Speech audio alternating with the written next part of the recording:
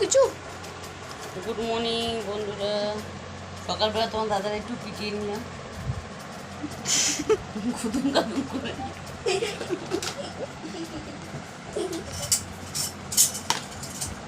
বেলবার কথা ছিল,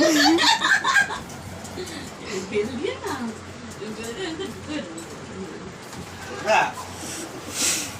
তুই চিল্লা পড়ে যায়।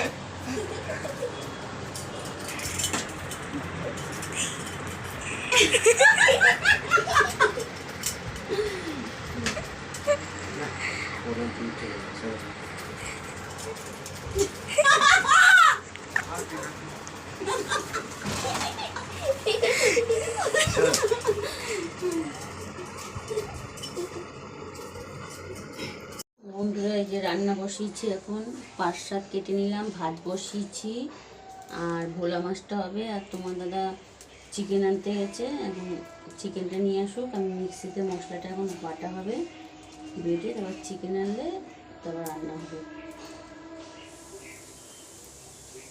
এটা হচ্ছে শাক, কুলেখাড়া পাতা তুলেছি, ইয়ে করবো, এটা বাটবো, বেটে তারপর মেখে দেবো রস করে, রক্ত শরীরে কম তো ওই জন্য।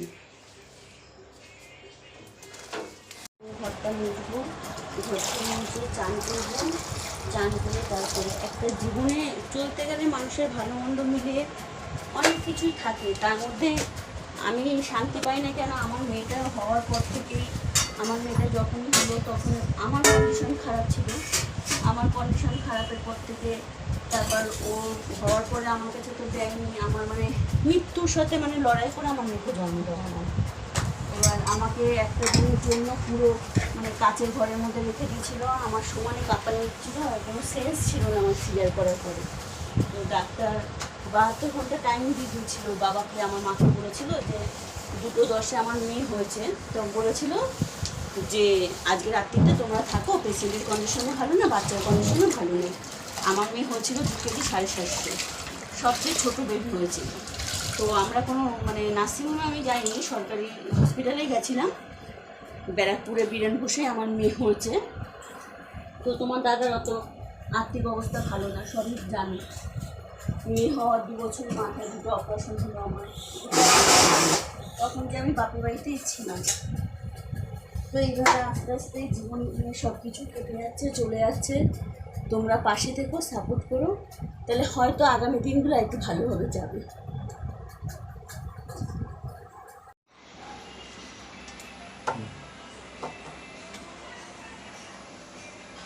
দাদা এই যে একটা আনারস এনেছিল, এই যে কাটলাম এইটুকুনি, আর এইটুকুনি রেখে দিলাম।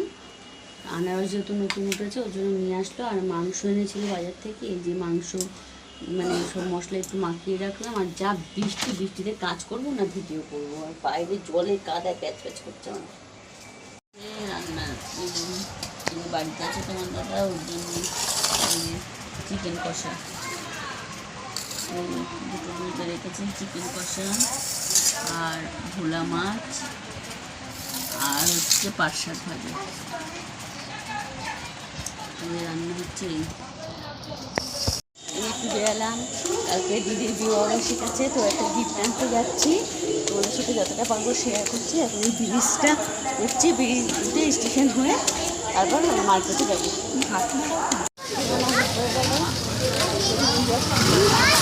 বাড়ি থেকে এখন আমি তো দেখাতে পারলাম না, কি গিফট কিনলাম, তো প্যাকিং করে দিয়েছে, কালকে যাবো, যতটা পারবো সমস্যা। ফুচকা খেলাম, ফুচকা খেয়ে এদিকে যেদিকে যাচ্ছি তো অন্তত গাড়ি নেবে, গাড়ি নিয়ে তারপর বাড়ি যাবো,